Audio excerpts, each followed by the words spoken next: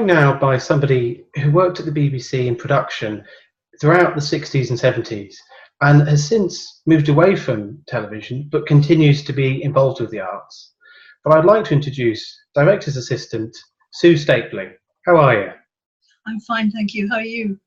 I'm very good, thank you. And how are you finding things at the moment?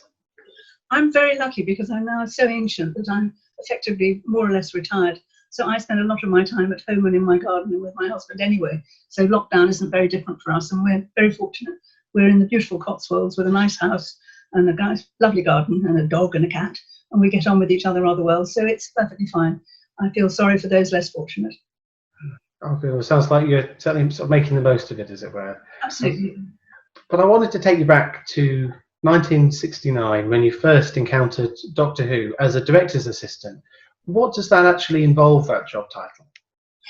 Well, the job doesn't any longer exist in quite the same way, but in those days, and it is a very long time ago, so forgive me if some of my detail is a little waffly, but the production teams for making drama programmes for BBC were very small. There were only 4 people for the whole of the production, and that was the director, who was changed for each one of the series. So you'd have a series of different directors working on Who, but with one overall producer. The director would then have an assistant, which for a while was a job that I did, and I'll explain their details in just a moment. And then there would be a floor manager, who would be the person that would do some of the actual coordination on the studio floor when the programme was recorded in the studio. And then there'd be a production floor manager, assistant floor manager, who would be responsible for props and quite a lot of the other logistics. And that was the core team. And at that time as well, the BBC had all the facilities, hair, makeup, costume, wardrobe, special effects, cameras, studios, location filming, the lot, all in-house. Whereas now almost all of those things now are brought in from outside to make a production, involving many, many more people. And the role of the director's assistant would be the very first person with the director to be working on the programme before the other 2 in the team were allocated. And we would then spend a bit of time, first of all, working on the script, and I moved on to working in script editing at BBC, so I got an interest at that stage in scripting particularly. You'd work on the script with the writer and get it to such a shape that you thought it was finished and workable. We would then start casting, so the director's assistant would organise the auditions, sit in on them, and sometimes have a hand in casting some of the smaller parts, and particularly looking after non-speaking parts, extras and Cybermen and Daleks, and 1 or 2 of those were regulars throughout the series, but occasionally you'd need extra people to be brought in from outside. And as you can imagine, they had particular requirements. Daleks had to be rather small people, Cybermen had to be rather tall, and so on. You'd liaise with the costume and makeup departments once it was clear what the requirements were going to be.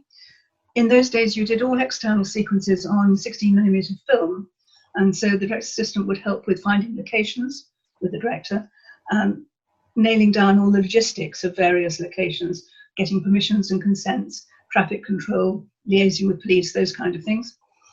Sometimes it involved driving around quarries in Wales and things like that to find suitable locations. Sometimes it was nearer home, and you'd also liaise with things like location caterers, accommodation if the location was going to require overnight stays. Once the cast was in place and the script had been finalised and the location had been found, you'd then first of all go and film all the external sequences on location. That would be done ahead. And then the rest of the show would be rehearsed, usually in rehearsal rooms in Acton, where the BBC had a suite of some 20 rehearsal rooms just off the main road there. And the director's assistant would go backwards and forwards between rehearsals from time to time. We would be finalising the script, which would inevitably change a bit during rehearsal. And then there would be 2 days in the studio, usually at Television Centre. Some of the other programmes I worked on were recorded at Lime Grove Studios nearby, but most of the time it's Television Centre. And you'd have 2 full days. The first day in the studio, long day from about 7:30 in the morning till about 9 o'clock at night, would involve running through the whole thing, because by that point Doctor Who was pre-recorded. I did work on some live programmes on Zcast before, and you didn't have the luxury of stopping and starting if you made mistakes. But for Who, we did 1 full day of rehearsal, working through the whole thing and running the telecine, as it was called, the film inserts, so that they came into the right sequence of the programme. And then on the second day, you would record it, stopping and starting as necessary. And the director's assistant would be next to the director in the gallery, calling all the shots. you'd be sitting with a bank of television monitors in front of you, usually 6, and a vision mixer to your left and a director to your right. And the director's assistant's voice would be heard on earphones by all the cameramen, and the vision mixer would cut between the different monitors to get the shots that they wanted. And the director's assistants would time everything, and also time the inserts from the television, from the film inserts, which will run at the same time, so that by the end of the second day, you had a program which was in order, but needed to have the stops edited out. Then there'd be about 2 days of post-production in the editing suite, putting on any additional sound and special effects and editing the thing.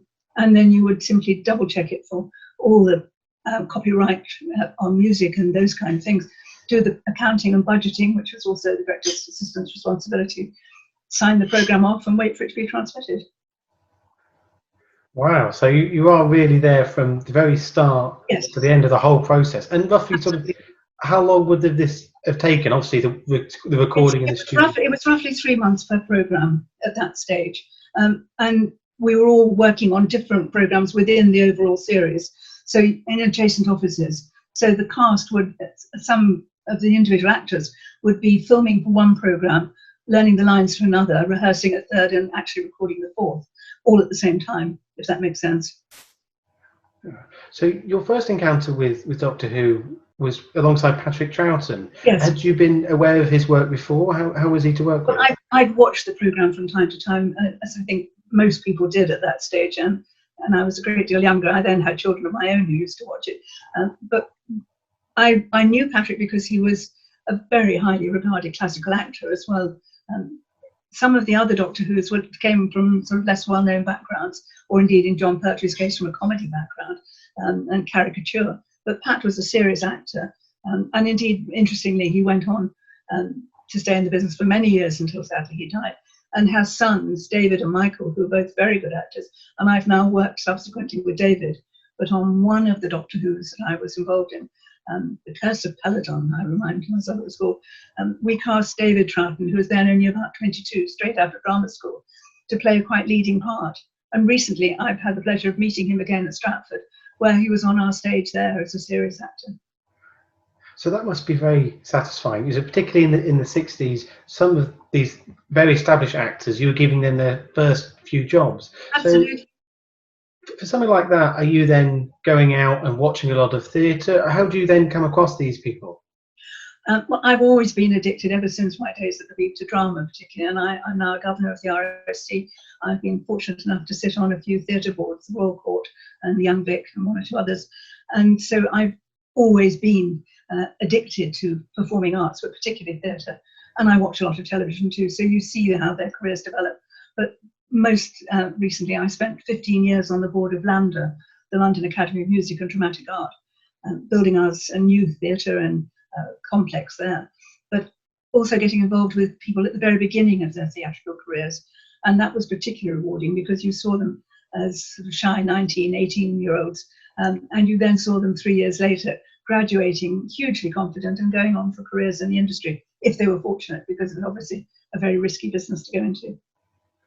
Well, it must be a very both interesting and rewarding role to have, to see all these new actors.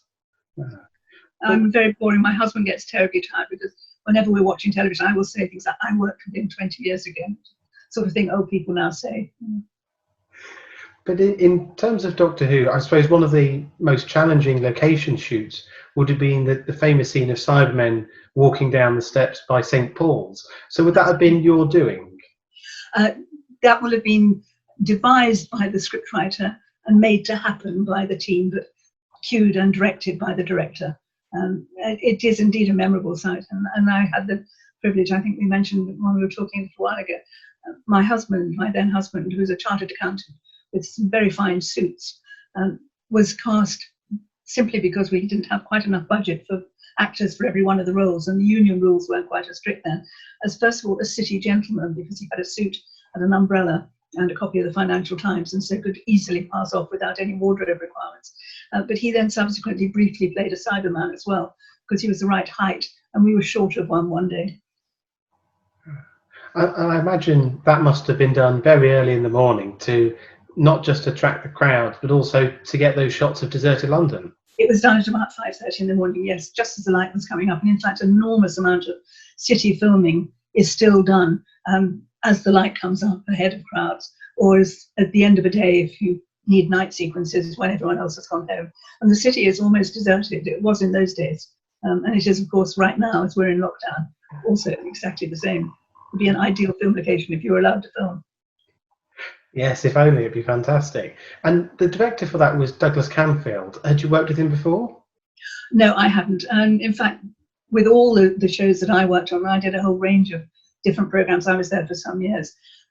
You normally only worked with one director, except in a couple of cases where a director and his or her assistant chose to work together all the time. The scheduling didn't usually make it possible because the directors would quite often be freelancers who come in and do one program and then go off and do something else. In those days, Granada Television's drama department was very strong, and quite a lot of the BBC directors also worked for Granada, so they dip in and out. But you did have a certain say in who you worked with, and some were more fun than others, inevitably. So who would have been the directors that you had a lot to do with and particularly learned from, I suppose? I worked for quite a while with Lenny Mayne on Doctor Who, who was enormous fun, very naughty and very entertaining.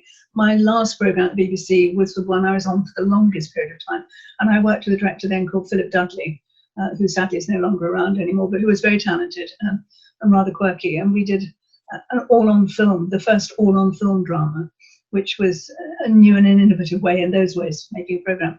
And it was called The Long Chase because it was following a story all the way from John O'Groats to Land's End. So we literally filmed the length of the country, including doing chase sequences in amongst the Edinburgh Tattoo and some really quite logistically tricky things for those days.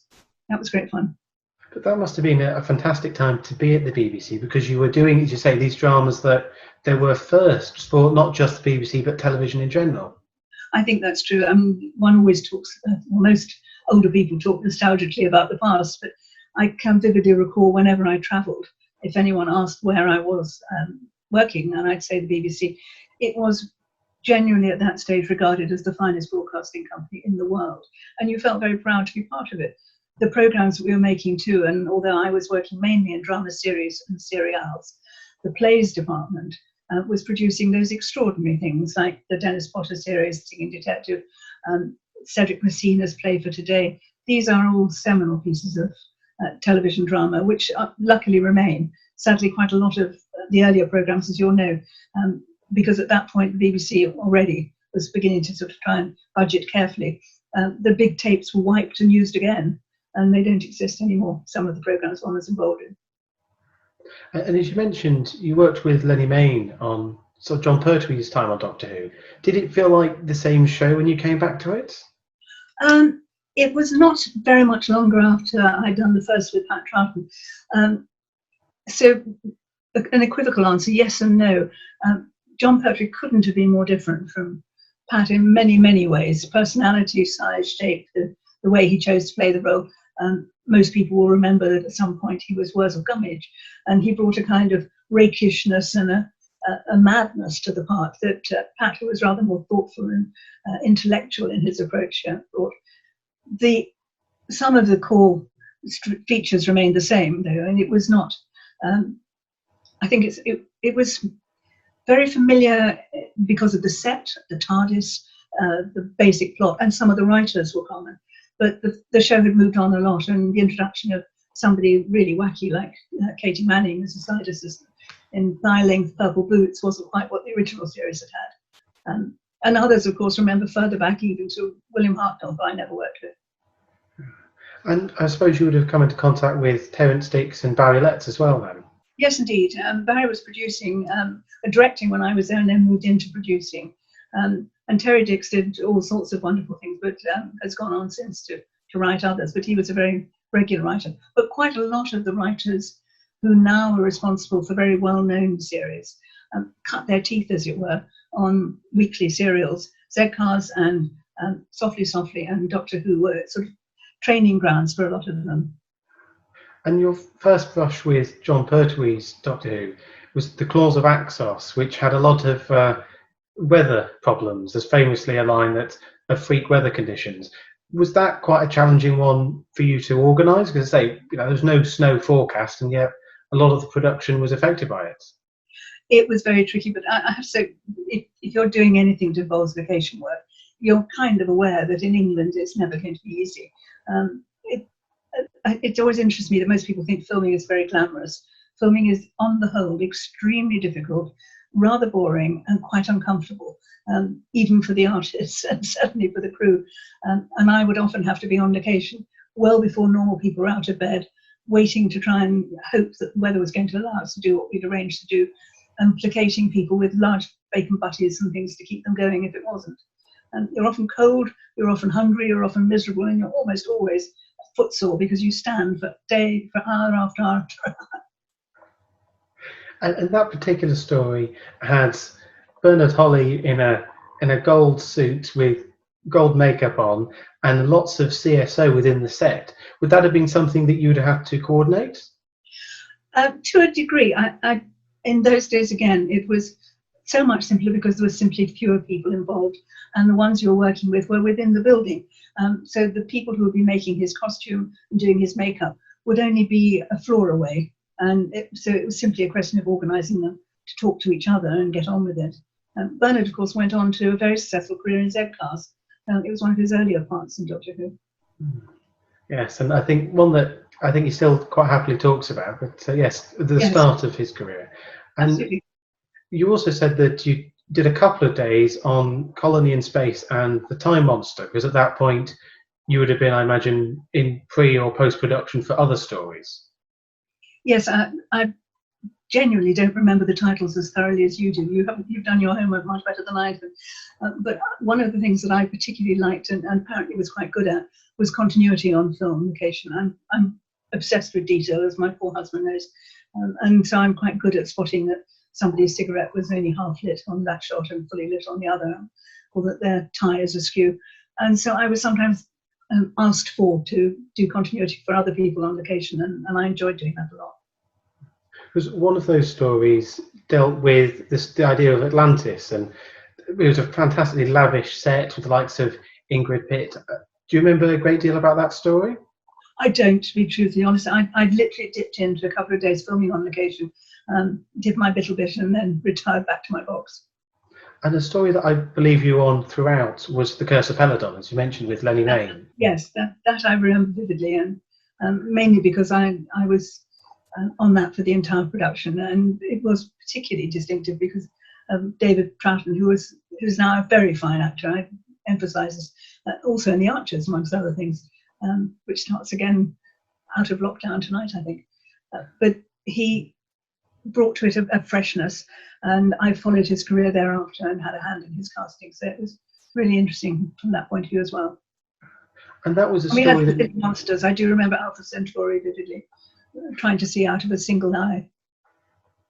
Because I was going to say that was a story that it was a historical setting almost, but had aliens, lots of different characters in suits with poor visibility. Would that have been a very busy one for you then?